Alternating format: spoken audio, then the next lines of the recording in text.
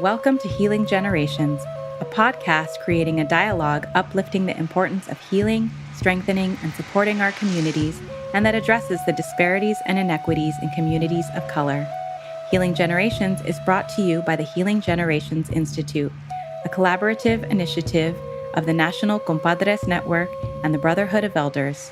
Be sure to subscribe to stay up to date on our new releases. Buenas, this is Cisco Gallardo with the Healing Generations podcast, Yelder edition, brought to you by the National Compadres Network. I'm glad to be here today. We're going to have a really good episode, talk a lot about my favorite subject, healing. How do we get to our community? How do we help heal the traumas that we face in our lives? But before I get into that, I just want to thank everyone for being a listener, subscribing, or however you follow our podcast. But I want to remind you, if you go in there and follow and like it and put a comment, other people can find it. That's really important to us, kind of grow our audience in a good way. We have over 200 episodes now, which is really a big accomplishment. I want to thank all our other podcast hosts and as we move forward, on this, building this community of the Healing Generations podcast. Also, I want to ask you, if you could share it too on social media, let people know about it would be really good.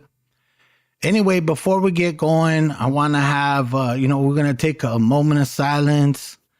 Our relatives, we want to remind ourselves that every time we gather, we want to ask our ancestors for permission, just acknowledgement that, we're not just here, that we're connected in various ways, We want to acknowledge that, all our relations in that way. So in your mind, I want you to close your eyes and maybe take a deep breath. As you face that east direction, I want you to think about all your grandfathers, your dad, your uncle.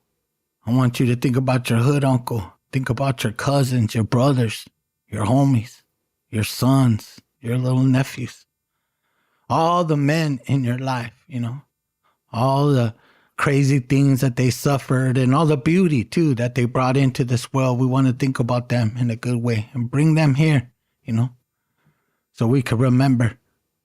And as we turn to that west direction, we think of our LGBTQ relatives and all that they bring, all that they have to endure in their lives. And we want to remind ourselves too of all the beauty that they bring to us, all the blessings, and make sure that we're making space and we're connecting, helping them grow in a good way, as a part of our community, as they've always been. As we face that west direction, we think about all our women in our lives, our grandmothers, our mothers, our aunties, our hood aunties. We think about our nieces, our cousins, our daughters, our granddaughters, all the beauty that is women, the nurturing ways, the struggles that they live, bringing life into the world. We want to appreciate them just the way they are. Then I want you to turn left all the way around to that north direction to think of our ancestors and the beautiful ways that they lived before us. Gave us teachings, gave us a way of life. All the hardships that they faced, we want to remember them, honor them in a good way. We want to think about our elders too.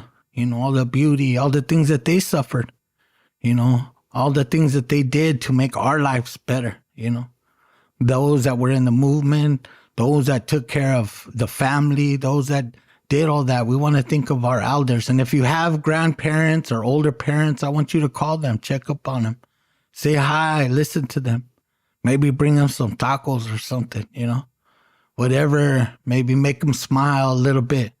And let them know we appreciate their sacrifices, and their blessings.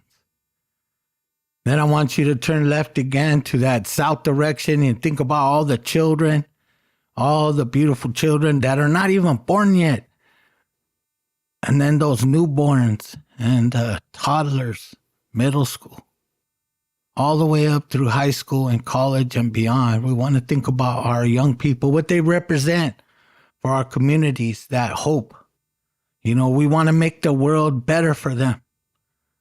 So we think about them in that way because they're going to inherit this earth, this society, this family. So we want to remind them how sacred they are and what a blessing they are. And then we're going to acknowledge that sun. We're going to acknowledge Tonantiu, the beauty of the sun, how the rays of the sun, you know, it's that balance. You know, they can hurt you, but they can also heal you. So we want to think of the sun in that way, the rays, what they provide, you know, helping the plants grow this time of year, you know, being that energy source that we need. And then we want to think of Mother Earth, Tonantzin, and all the representations of Tonantzin. Every culture has a different name for her, but Mother Earth is so important to us. We want to think about her, you know, make sure that decisions that we make that might affect her, that we take that into account and do our best to protect her for future generations. And also in the center, we want to think about the creator and creation, you know. Even if you don't believe in anything, you have to believe in just the human spirit, you know. There's that essence of life. We want to remember that. Think about that. You know, we want good things for everybody in that way. I want everyone to take a deep breath again. Palabra. I want to thank each and every one of you for just taking that little bit of time out, you know, listening to me as we talk about that 4 directions, because it's important, you know. It's really important that we do that. So today's episode is to me, it's an important one. I know I say that about every episode, but everyone's a good guest. And this one I've been excited about. So before I get into, you know, a little bit of what the show's about today, I have to introduce Louwegie right off the top. So I want to say good morning, Louwegie. Thank you so much for agreeing to join us today. You know, I really appreciate you and the work that you're trying to do. So if you could share a little bit about yourself, your family, your background, and your journey up to this point. Good morning. Good morning. I'm really honored to be here. Like, you know, we were talking about before, this is my first endeavor into doing any type of podcast or having these discussions outside of, you know, our spaces and our group and bringing that here. So thank you guys for having me and welcoming me here, and even thinking about me being placed in this stuff with the National Compadres Network. They appreciate the fellowship and being able to spend time and go down there to LA with you guys and meet some good brothers and sisters. Like, I came back and I had a really good time down there. So, but yeah, so my name is Louwegie McGill. I am from Santa Rosa, California. It's like an hour from San Francisco to the north. I'm a Round Valley Indian tribal member of the Yuki Nation in Mendocino County, Round Valley Reservation, one of the oldest and first established reservations in the state of California. So we've been going at it for a long time up here. But yeah, so I'm from Santa Rosa. It's not far away, right? So Santa Rosa is a really different community in the sense of there's a lot of Indian people there. Within Sonoma County, Lake County, Mendocino County, I'd say there's about 25 reservations. And people tend to migrate towards Santa Rosa, being that it's the biggest city in the area, and it also has the biggest Indian health, right? So people got to go make sure that they're fine. Yeah, so I was raised there. Most of the time, nowadays, people always ask me where I'm from. And, you know, I'm not really from anywhere. I was in prison for a very long time. So I always just tell them, hey, man, I'm from the yard, man. I'm from prison.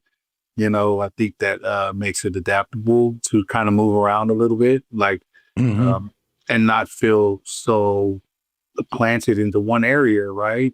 Like, I have no issues with ever moving around, going from city to city, state to state, and doing this work because it all feels like home. You know, when you're caught up in places where you just have to move on a dime, you don't get the luxury of comfortability in the area. But I recently moved back home, closer to home now, because of the culture, because of the aspects that brings back into my life, which was necessary. I started in SAC, then I was in San Francisco doing this work. We have an office. I work for Indigenous Justice. We have an office in Sacramento. We have one satellite office in San Francisco, and we have people down in Fresno. So just kind of doing this work, moving in and out. But I always end up coming back closer to home to do culture with my brothers, with my cousins, with all the family. And it was just really taxing to continuously get back and forth, back and forth. And I decided to move up here specifically for the culture of everything. Now I just got to commute to work. So yeah, I'm up here. I'm just doing that. My people, from the Yuki tribe, but my father and my mother are both Indian, some local tribes up here. My father was a Pomo man, and my mother is Yuki and Mishawawapo, which is a non-federally recognized tribe from out this way. So yeah, that's kind of the foundation of who I am. Formerly incarcerated. I have about, you stopped counting after about 10, 12 years, right? But I have about 17, 18 years, it's in that range, I would say, of adult time. And, I did a long stretch, almost 13 years, and it wasn't enough, right? So I went back and did it again for a few more years. But, those are part of the lessons that bring me to where I'm at today and doing these levels of work. So I work for Indigenous Justice. We're about human rights. We do a lot of MMIW work. What's MMIW, in case the relatives don't know? Yeah, so MMIW it's definitely something that's affecting every single person in every single city right now. We're all affected by the missing, murdered Indigenous peoples movement. There's a lot of different names to it now. There's a lot of different acronyms that people are throwing onto it. And, missing, murdered Indigenous women, missing, murdered Indigenous relatives, missing, murdered Indigenous people, missing, murdered Indigenous two-spirits. We're trying to recognize all of our people that are being stolen on our lands, trying to help out. So that's what our organization primarily does, a lot of MMIW. I work for Indigenous Justice. Our founder and executive director, Morningstar Galley, definitely a rock star in these spaces. And I've just been really fortunate to I fell into this, to be honest. And that's the way that most things go, right? So then, we developed a program called the Returning Relative, which is focused primarily on formerly incarcerated men and women coming home. We're utilizing an inside-outside approach with Native American spiritual leaders and our networks too, right? We're part of two really small communities. The Indian community is not that big, and the prison community is not that big. So, word of mouth travels very far. And we've been able to really get a grip on some of these things. I think the most important thing with the Return of Relatives program that we present is being able to have people that understand that we understand, right? Like, in our first gathering, we were able to bring together about 50 men and women, formerly incarcerated, family members and things like that. But the number of incarcerated years in that first convening was almost 200 years, right? And wow. Yeah. And so it wasn't just the 200 years. And we're just talking about adult incarceration, right? We had men there that has done 20 years. We got a man that did 25 years. We got a man that did 13 years. We got, it just started adding up. I think that one of the biggest takeaways was the amount of isolation and administrative segregation and shoe terms and things like that. Because while doing this work, it's important for people to understand the mindset and the mentality of these men who are coming home. Because, like we were discussing earlier, you get them in 15-minute time frames. It's easy for anybody to say what they're doing well and I'm doing great and, I'm doing all this. And then they hang up the phone and go back to doing old habits and bad things that you don't necessarily know about. But having people who've been there, seen it, been on the yard and understand that there's no pulling the wool over our eyes, right? Not everybody's committed to change either. And that's like a really big thing. You can push and pull and do everything you want, but if that person is not willing to commit to this life, if they haven't had it bad enough all the way around, it takes you to get there, right? And because that's what it took me. It took me a very, very long time to say, you know what, I think this is it. And then even at that point, it wasn't it, you know? Then you find out about Mm-hmm. lying to yourself and things like that. Even when you think it's it, you might have a little bit more in you. And I had to go back to prison for a second time to understand that this was it, right? I Yeah. was fortunate enough after doing a long stretch. Like I said, I did 12 and a half years. I was fortunate enough to come home and actually live a normal life, right? I went to prison when I was young. I didn't have any children or any type of standing within the community. I'm just a young kid, kind of wild, and everybody knew that. So he probably was a liability to a lot of people and kept them Yeah. away. But, you know, come home at 32 years old and expected to live like a 32-year-old was definitely hard, right? And you go to prison at 19 and you don't even know how to, you don't even know what that means. You don't know how to Yeah. live. It was my first time getting an ID. Things like that, bro. And so I understand most of those pitfalls of when coming home, insecurities, you know, a non-willingness to be vulnerable, uh, just kind of head down thinking I got it. I didn't ask for help, and it showed in the healing Mm-hmm. process. You know, I want to share with the relatives. You mentioned how we connected, and so I wanted to make sure the our listeners understood what that meant. So we have this fellowship within the National Co-Brothers Network called Strengthening Hearts Fellowship, and this fellowship is really for those that are working with people that are formerly incarcerated, community violence intervention or prevention workers. You know, people that do a lot of heart work within our community.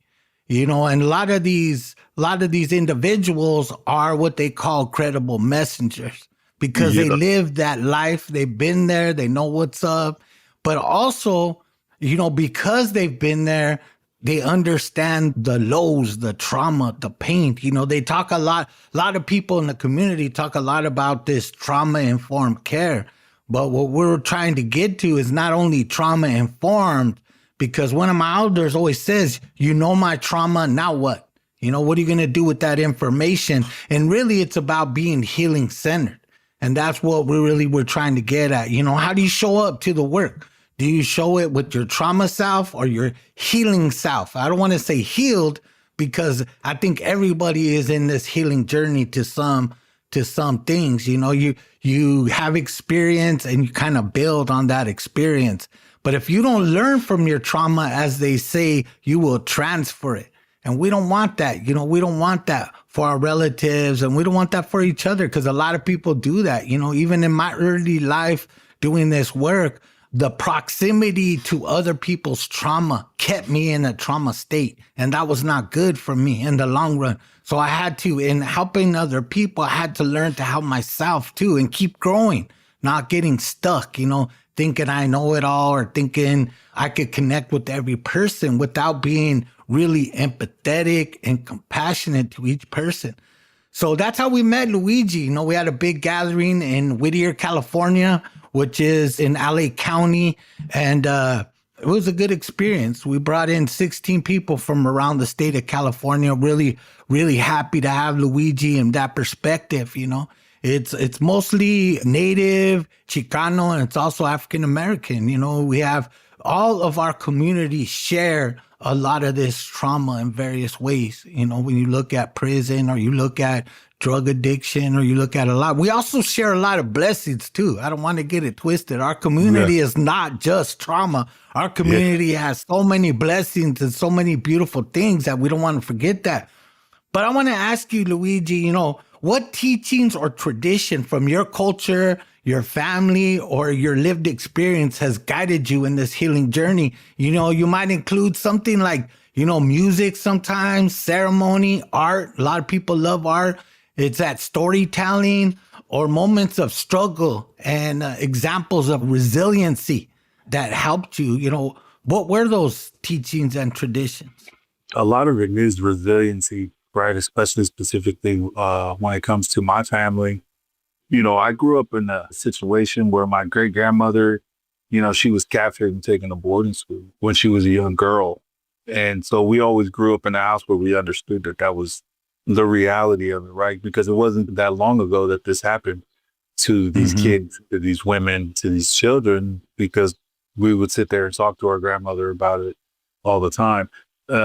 She was a devout Christian, right? So, you start going back into some of these old ways, and they brought the Christianity aspect into our community and tried to strip us of our indigenous identity and our cultural rights by saying we were bad things. And so I grew up in an era where there was a ton of that. When I was little, there wasn't a lot of Indians. The Indians weren't proud to be Indian no more. Yeah. I was born right after the Freedom of Religion Act. And it takes a long time. Right now, it's a great time. So much cultural revitalization. I mean, you're even seeing people just claim to be Indian that aren't, right? Whatever suits them. But at home, this big revitalization that we've been able to work through from having, the churches in our household and things like that. But there was so many lessons because, people did both. Some people did one, the other, but there was always culture. There was always religion. There was always lessons. There was always things being taught by these elders to us to hold on to, and resiliency is always the biggest one. So I remember being really young. And like I said, I'm from the Yuki tribe, and we were the first inhabitants of the Round Valley. They brought 7 tribes up there and put them all on our reservation. So you can imagine how that works out. But, I remember going up to my grandma, my great grandmother, always talking, letting us know that we are the enemy, right? Yuki translating basically to the enemy, strangers, to the rest of the local tribes. Our tribe is very distinct in the sense of we have our own language division, the Yukian language division. So there's no other tribes here that can even understand what we're saying. We're just we're completely different than these Pomo tribes, which is our neighbors, right? Due to things like dialect and stuff, and those create misunderstandings back then. So we always kind of grew up understanding that these systems and this life has been designed for us to succeed. It's never been since they came through with the reservation system and the mission system and things like that. It wasn't designed for us to win. So resiliency and strength are going to need to be something that you possess growing up in this life. And, things change a little bit. They're different now. Our kids ain't going to need to have those hard lessons, but coming out of, like I said, it's all about eras and phases coming out of the freedom of religion, coming into the 90s. Now we look at it like, man, that was kind of a rough time for Indian people. So I think perseverance, resiliency is always going to be paramount. Like, we're still here, right? The older that you get, we're from California. I'm a California Indian. Everywhere I go is a reminder of just how far they tried to go to genocide our people, right? I'm from a city called Santa Rosa, right? And they have the school, St. Rose Catholic School. And they don't talk about what they did to the Indians, but the Indians will always talk about what the churches and the Catholics brought to us. And it wasn't just them, we fought everybody for California. Everybody came over here to, gold rushes, green gold, genocide. That's a thing that we have workshops on at IJ. So, resiliency is always key. Growing up in these houses where these women, right? We come from a matriarchal society where we come from. So these women ran everything, right? So our aunties, our grandmothers, yeah, man, they had some tough grandsons and some tough nephews and sons who would be like, you ain't gonna talk to my aunt like that.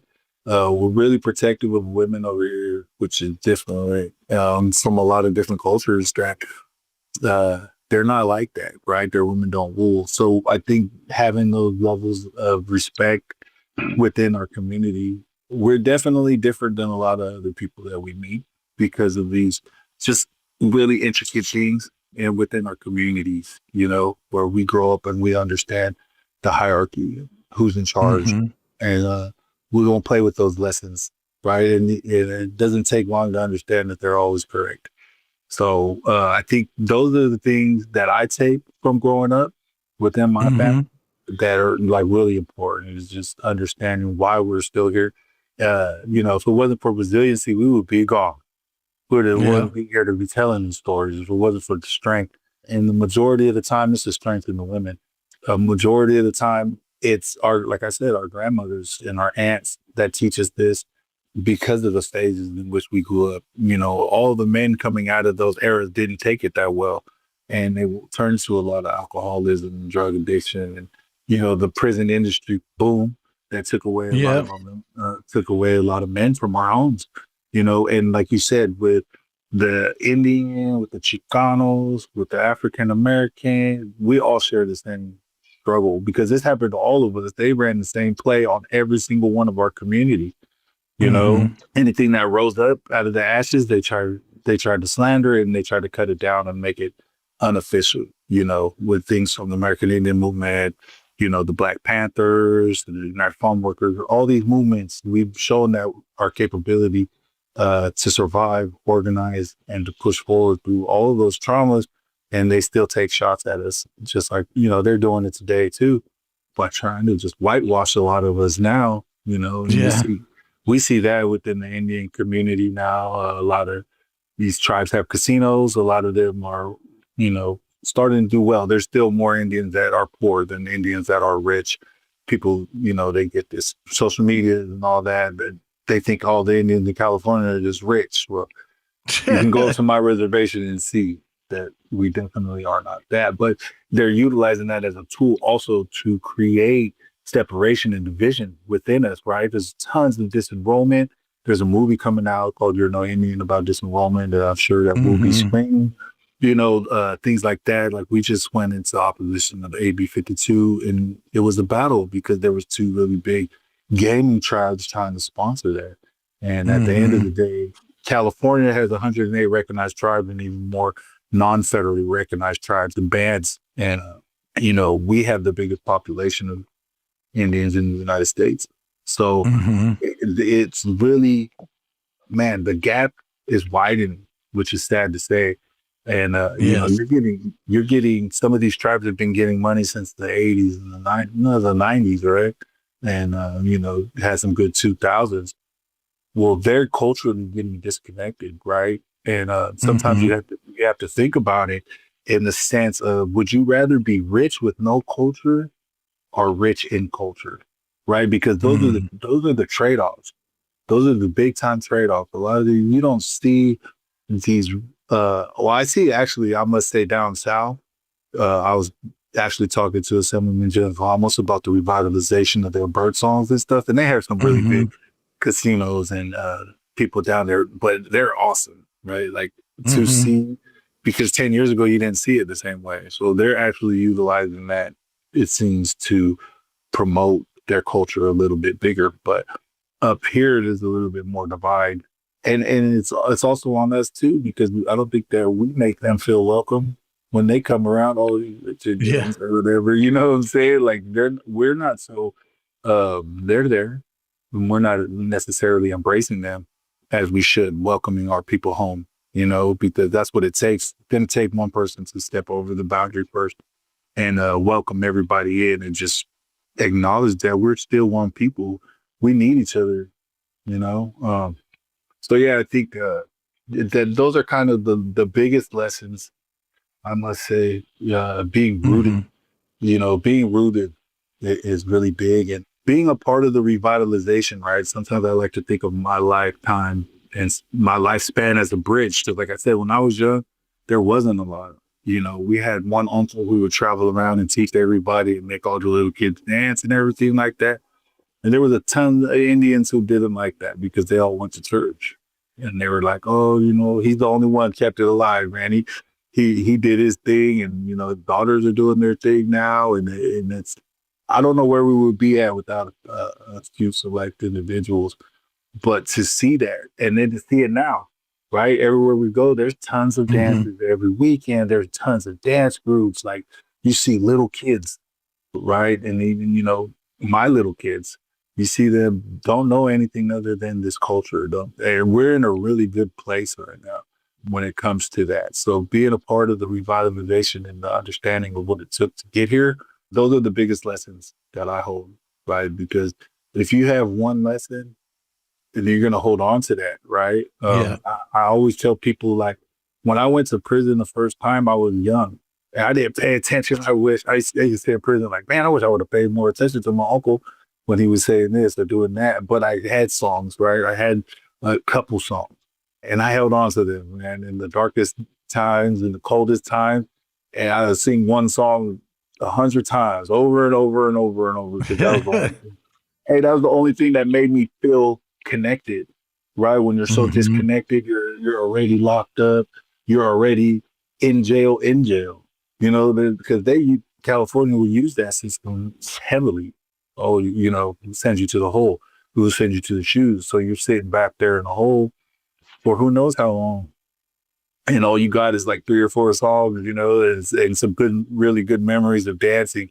You never forget those and hold on to those and Mhm. cherish them. You cherish those memories because those are the things that pushed you through. When super frustration kicks in and you pray, you just sing those songs. You remember where you got those from, you know. Yeah. Uh, so I had a stick, a bamboo, but the that's what we use when we sing, right? So I had one of those, and I just remember like anxiety attacks, things like that. I would just shake it because the sound, Mhm. right? The sound was so familiar. If you hear that sound, it takes you to a good place. So Mhm. sometimes I would sit in my prison cell with the stick because I had to remember what was out there, right? Like this Yeah. wasn't the place. There's so much more to gain, even though it looks really desolate and dire in that moment. You still had hope, right? So Yeah. those seeds that were planted early by the family kept me solid and whole all the way through, right? Because if I didn't have anything in the world, I had that, and that was more Mhm. valuable than anything, right? Because those are the things, like you said, that teach you the resiliency. You remember those things. You remember for the people that can't do that stuff. So it goes to my next question. How do you carry those teachings forward today, either in your own life or when you walk with others in their healing journey? Like for my own life, man, I take these lessons seriously, right? Like I said, I did prison twice, so I had a lot to learn, right? And I had these lessons, and I don't think that I was necessarily true to them at all the times. True within the prayers, true within the things I'm asking for. Now, after going through it the second time and coming home, man, I lost everything, right?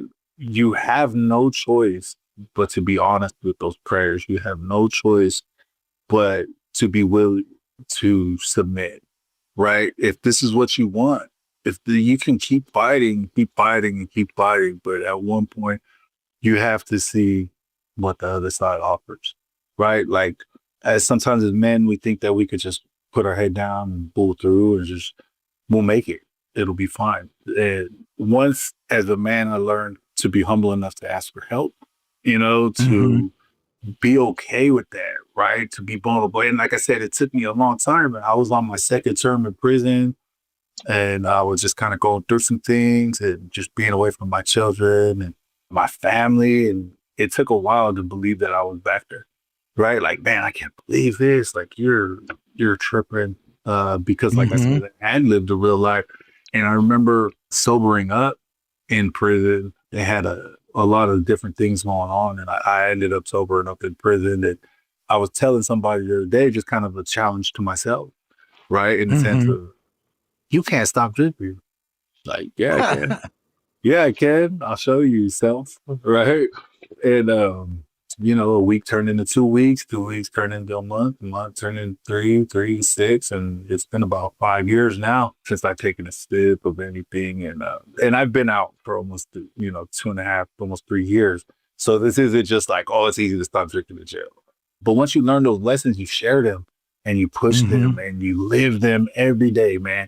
Like, I wake up thankful just to be a part of the day. right? I don't care what the day brings. It could be good, it could be bad, but it ain't going to be as bad as it was. And I'm thankful to have another opportunity to do something well. Maybe I can help somebody today. Maybe I can share my story that will change somebody's direction today.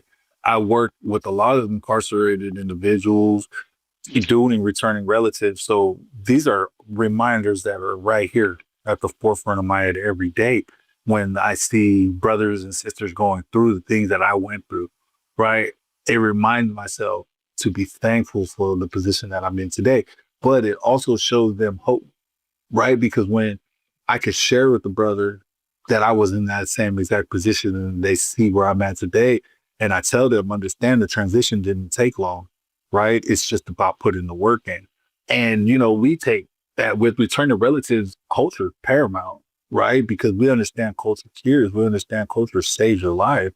So while these brothers are sitting in prison, while they're sitting in jail, sitting in facilities, rehabs or whatever, the main thing about when they come home is, what do you want to do? You want to go to a sweat? Do you want to go to a dance? I mean, I will pick you up and take you myself, to things that I don't even do, right? Like myself, because I'm from up here. We have our own culture. Fortunately, we still have a lot of our own stuff, but we could go anywhere because you want to go to a sweat lodge? Let's call this person and then go to the sweat lodge and I'll go sweat with you, right? Because not everybody has it that way. So sharing the culture and people understanding it and stepping into their own power within the cultural aspects, it helps out a lot, man. And I push this every day. Every day's culture, when I talk to the people and they're frustrated and I tell them, I know, it sounds corny as they pray it up a little bit. But I say it, right? Like when I was, No, when I I was hear in you. my thing, and I'd be having the worst day ever. And somebody's going to tell me, hey, you just got to pray it off. No, you know what, bro?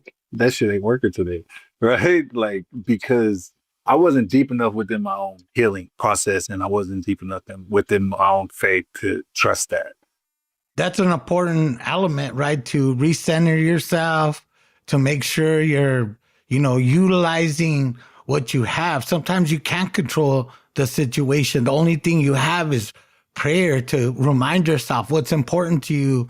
And if you can't change it, you got to just let it go, move past it, go around it, go under it, whatever, but you can't let it stop you.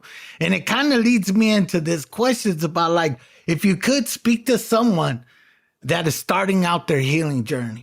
Somebody who was in your shoes, not when you got out this time, but when you got out that first time.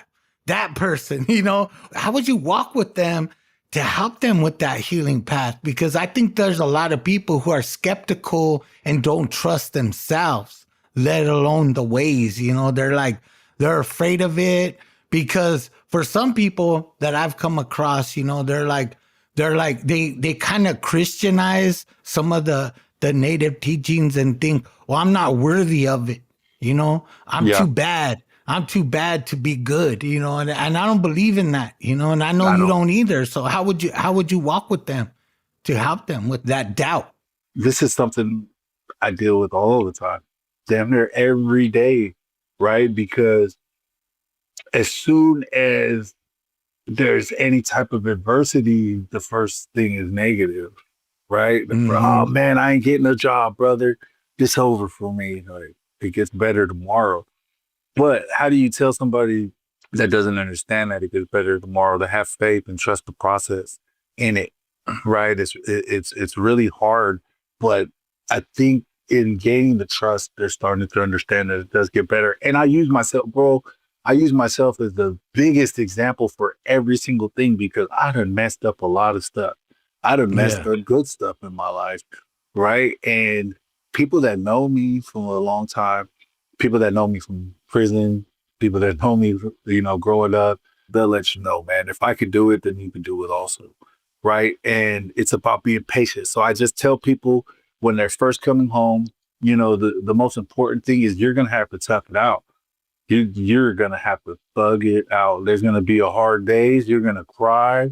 You're going to sweat. You're going to Mm-hmm. struggle. You're going to have anxiety. You're going to not want to do it. You're going to fight yourself to give up.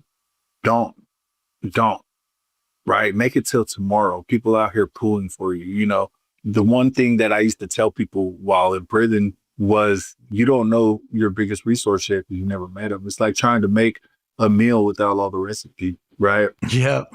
Because you know, when you're sitting in prison, in jail, and you're thinking about coming out, you can only think about what you know, right? You're thinking about nostalgic things like old people. Like I used to hear people talk about, oh, there's so, you know, hey man, they're not there no more. You know, your ex-girlfriend, that was your girlfriend when you came to prison, just got the other kids and been married twice, right? Like Yeah. the world passed you by, brother. Yeah. Right. So you need to just catch up, accept it, absorb it, and understand that until you can get into a position to make motion and make it happen for yourself. But I think one thing that's understated with people that get out of prison is that hunger and that drive, right? Yeah. Man, bro, like that first 6 months, this is why you see people that get out after a really long time jump into some really successful lanes because they're hungry and they're motivated and they're not Mm-hmm. going to waste a day. They're not going to waste a minute, an hour. Like I had a brother come home and he's so busy, I can't even get a hold of him. And I'm like, I'll try to help you. Yeah. Hey, but he's so motivated, right? And with ceremony, with work, right? Me and Michelle were just talking about that, like working Monday through Friday is ceremony, Saturday, Sunday, on the weekends, everywhere. It's spring, you know, headed into Mm-hmm. summer. Just a lot of travel. You will stay busy in this lifestyle if you want to, and you will find it, right? Like a majority of my whole circle has changed into people who believe this way, into people who promote this lifestyle. And that's what it takes. Once your circle changes, your circumstances will change. And, you know, I try to tell people that a lot. When they're first coming home, when they're first getting out, like, man, old habits, you got to break away. You got to detach. You got to get rid of air. You got to clean it all out and start Mm-hmm. again. The new That's friends that you make will be way better than those old friends because you know what? Your old friends are still doing the same thing that they were doing when you left, right? They haven't made no progress. Your new friends is, you know, is going to help you progress and get into spaces where you're valuable. Bro, when I came home from prison, I didn't believe that this story had any value in it. You know what I mm-hmm. mean? Like, I didn't know that people wanted to hear this. And then I'm like, what do you mean you want to hear about me going to jail or you want to hear about me struggling? Like, I don't get it, but not even understanding that. And I don't know how I didn't understand it when I just left a prison full of people who thought along the same thought processes, you know, and how valuable is the stories were. But like you said, credible messengers also, right? It takes, in order to break these cycles, it takes people like us. We're the closest to the problem. So we Mm-hmm. probably have the most solutions, right? And that's what I do with returning relatives. I don't tell people what they need. I need them to tell me what they need, right? Mm-hmm. I can't be over here like, hey, you need to do this and this. No, no, no, no, no, brother. What do you think you need, right, to gain Mm-hmm. stability? Because the system affects us all completely different. All of our situations are different. Everybody has different case factors, right? There's people who have families that love them and go to prison and they come home and their families still love them and they get a chance to go home. There's people who go to prison and they have nothing when they come home, zero, not one person, you know? So you have to adapt to all of those. Yeah. Sometimes it's hard for people to trust that love. You know what I Yeah. mean? Because they don't think they're worthy of that love. So they're like, I want to believe you, but you know, there's that part. And it kind of goes to, I heard you mention so much of that helped you. But in hindsight, like, what did you discover about yourself through your own healing process? Something that you didn't realize before? Man, I think the biggest thing is just realizing, you know, tough food, right? Like a lot of different ways.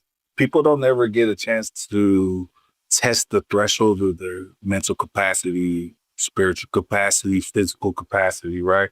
I learned that I will fight, right? Like people say this, oh, I'll fight to the end and then I'll do this. And you never know until you're in the position to do it, Mm-hmm. right? And a lot of people they've never been there. And so when the adversity hits, then they don't know how to fight it because it's easy to talk about it.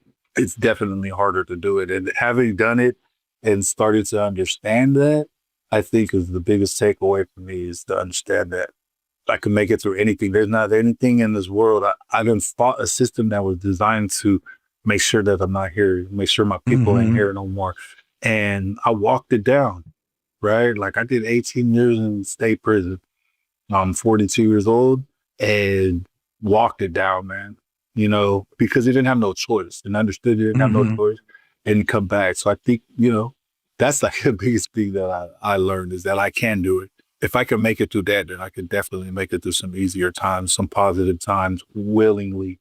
You know, a lot of those things I brought upon myself. So, you know, I think the aspect of fighting this systemic injustices and actually learning and being educated like that is what I've taken away probably the most, man. Like you can make it, you know, you can make it. You're never down and out all the way. So in that resiliency, you know, you've done so much healing work on yourself, but, you know, what's the difference? How do you show up for your family and your community differently? Because there has to be pressure of doing good now. You have a really good job. It takes you a lot of places. And there's that pressure and that stress of that. How do you show up to keep that resiliency alive and working? Well, I think it's just the understanding of what needs to be done. Yeah. Right. Like things have to get done whether you want to do them or not. And they're going to get done. Right. So showing up for, you know, your family and yourself in those ways, you just got to show up, man.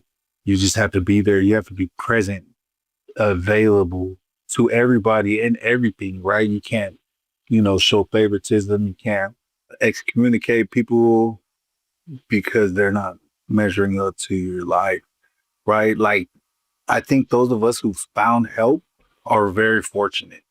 A lot of people don't ever take the time to sit on it and figure it out. Like, man, what the hell's wrong? What the hell's going on, right? They don't have time because the real world's chasing them down. So to be able to have that time, understand it, and then just kind of get back, right? Bringing resources back to the community and things like that. Try to show up evenly, man. Everybody matters, right? All of our people matter. And it takes all of us. So we need to build it up. But we need to not even for us, right? For our children. You know, we need to make our friends better. We need to make our family better. Our kids need to grow up and have better uncles, accountability. They need to see what men are. There has been so long that we didn't know. We didn't see what men were. We seen what they made us. Right, we grew up and all of our uncles were in prison. All of our uncles were in jail. That's where we were headed to. That's what they wanted for us.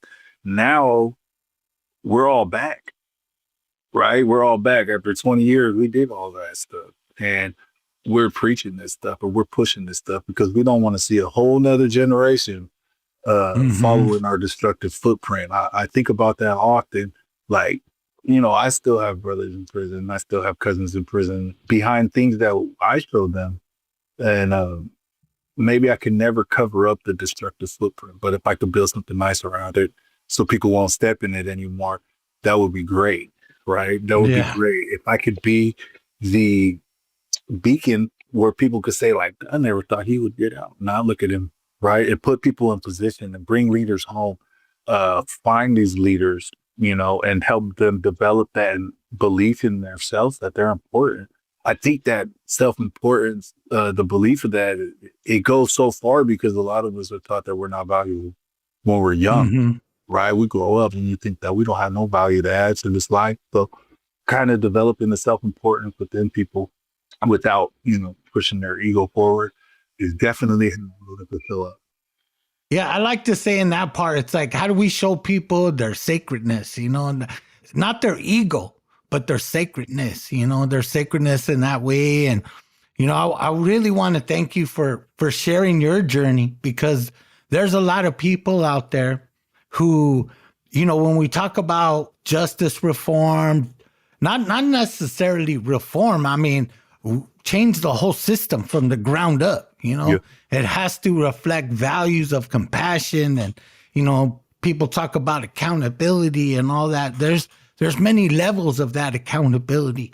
You know what I mean? And I really want to thank you for stepping up, you know, who your relatives who, when you came home, they kind of embraced you, put you in the place where you are, kind of helped you, and you're doing the same for other people. So before we wrap things up, I want you to share the work that you're doing right now and how the organization you're with, what kind of work do you guys do, and how can the community support you in a good way? We kind of just kicked off the Returning Relatives program. It's, we got a little basic framework. I mean, the work itself is just kind of painting the picture for us, what needs to be done. What's the organization? Indigenous Justice. And you could go for indigenousjustice.org. Okay. You could follow us on Instagram, Indigenous Justice. On Facebook is Restoring Justice for Indigenous People. And to keep up to date with all of our stuff right there. We, are pretty centralized in Northern California. A lot of the tribal land you'll see us at events. Like I said, we have a office in Sacramento where we primarily work out of. But we're trying to be everywhere for a short team. We try to be everywhere. We try to, wherever injustices are, wherever things that are affecting our tribal people, wherever things that are affecting our sacred sites and things like that. We're in the mix. We want to be there. We want to be relevant and have present a voice, right? Present a voice for our people where some people don't know how to use that. And, we have a really good leader, our founder and executive director, Morningstar Galley, who she's a monster with this stuff. Hey, she's down, man. You ain't never met a woman like that. So how did you get connected with them? Oh, well, so actually, so I always tell this story. I am the first returning relative, right? Like the base of this program and the development of returning relatives kind of goes back to what me and Morningstar vision has been, right? And I came to Indigenous Justice when I was on parole. I was living out of, in Sacramento, far away from home base. And, parole and stuff like that, they don't care. They're going to send you wherever. You're from California now. You're not from the city. You're not from the county. They don't care if you have resources. They don't care if you're homeless. They don't care if you're starving. They just, you're out. That's all that matters, right? To them. So I showed up, my aunt, I have an aunt, April McGill. She runs the American Indian Cultural Center and Morningstar, is her really good friend. And when I was kind of struggling through it, because it's not easy being in Sacramento, she's like, oh, I'm Morningstar. And I did. And Morningstar she really helped me, myself, help get stability by, the same thing that we offer to other people now. What do you need? There was none of that. I went to a lot of programs. Let me tell you this, man. I was in Sacramento. I was going to programs that were supposed to be helping people like myself. Hey, it get turned around everywhere. Come back next week. Hey, man, I don't have a week. I might be back in prison. You know what I'm saying? I'm running around here with 2 strikes and I'm getting desperate. Morningstar was really the only one who sat it down and was like, how can I help you? Tell me about it. Right. And then made those things happen. Right. And now, I'll be forever thankful for that because I don't know what I would have did without Indigenous Justice. And now that I'm working for them, I can only promote it in the same way with the same understanding that this is what we do, right? Like she, coming to IJ for assistance, it really was able to stabilize me to a level of understanding also that this is what we bring forward now. So that's how I actually came to work for Indigenous Justice with Morningstar. And like I said, I didn't think that there was, I used to like drive her around because I was supposed to be a truck driver, bro. I did the same thing that all these guys are sitting in prison. Oh, I'm gonna get out. I'm gonna get my CDLs. I'm gonna, that's like the main thing. These guys all think they're gonna make $1 million driving trucks now. And I was sitting on the yard like, oh, maybe I'll get my CDLs just like everybody drive across country. I got my CDL, and I never got a chance to drive across country, even though I've driven pretty far now. But it was just those conversations with Morningstar, that was helping me. And then I had, like I said, just being out of prison, I had other brothers who were getting out and, hey, can you help this guy? He's like, no, but you can. Let's make that your job. Helping these brothers, helping these sisters. And now we're getting calls every day. we have a pretty good rate of getting people stable. The help is there, definitely. There's a lot of things that we can't do. We always see the holes of where we need more help at. So, Mm-hmm. but yeah, I mean, that's what, we do that. That's just the returning relative aspect of it. With IJ, we do a ton of work in a lot of different spaces, a lot of MMIW work, sacred site protections. We're really big with that, with just rights in general, making sure that everybody's Mm-hmm. getting a fair shake, right? Because it's important. It's important that voices are being heard of marginalized communities, people that don't know how to speak, people that don't want to speak, people that are just over it at this point, right? We try to step Mm-hmm. in and fill a void and become the voices for those people. MMIW as a Muslim murder indigenous people movement has affected our communities at a pace that's, man, it's horrible, right? And now you got a drug epidemic. So we're fighting two crises at one time, right? And we need more people. We need more able-bodied people Mm-hmm. to help us do it. Because the thing is, with most of these issues within our community, it's us, right? Like, you live on a reservation where the drug dealers are Indians. You know what I'm saying? Yeah. Most of the missing and murdered indigenous people come up missing and murdered by somebody that they're new, right? So Mm-hmm. it takes us to fix these problems. These aren't, I mean, yes, definitely outsiders that come in, but predominantly it's us, right? Like, I remember my reservation used to be a really scary place. And now people are scared to go there no more. And people are missing at a rapid pace, men and women. You know what I mean? It's really bad. So yeah, with IJ, we're trying to give a voice, Mm-hmm. try to be the voice and give the voice and share that voice and let people be aware of what's going on within our tribal community. I really appreciate you again. Thank you for, sharing your journey, sharing a little bit about your life. I want to encourage everybody, go check out indigenousjustice.org. Go to their website. Maybe you can help out some way. Maybe you can make a donation. Maybe you can, bring up an issue in your community that you're Yeah, facing. You know what I mean? I also want, if we don't step up, no one else is going to. You know what I mean? That's the first phase is we have to show up, to our communities and bring that full healing self, your physical self, your emotional self, your mental health and your spiritual health. You got to bring those together. I want to, again, thank you again, Louwegie. Thank Morningstar. I don't really know her. I've met her a few times on calls and seen her in person a few times. But I do admire your work. I want to thank you for doing that. Thank you for trusting us too with yeah, the Strengthening Hearts Fellowship. I really appreciate that. We're trying to grow that, to build, not only to build the healing work within our people, but, people don't realize when you're doing a lot of good healing work, your proximity to trauma kind of activates and compounds your own trauma. You know what I mean? So you yeah, got to stay ahead of it. You constantly got to yeah, work at it, and you can't let things foster. You can't let things get to the point where it becomes overwhelming. So I want to remind the relatives, do what you have to do. Take time for yourself. Take time for your familia, your kids. Enjoy them while they're alive. No, it's not just about the work. It's about quality of life and that yes. beauty of life. So with that, Louwegie, I'm gonna give you one more opportunity to share anything you want with the relatives. Again, I really appreciate you. Yeah, man. I just, the biggest thing, the biggest message is that it takes all of us, right? We need to bring the unity back to the community.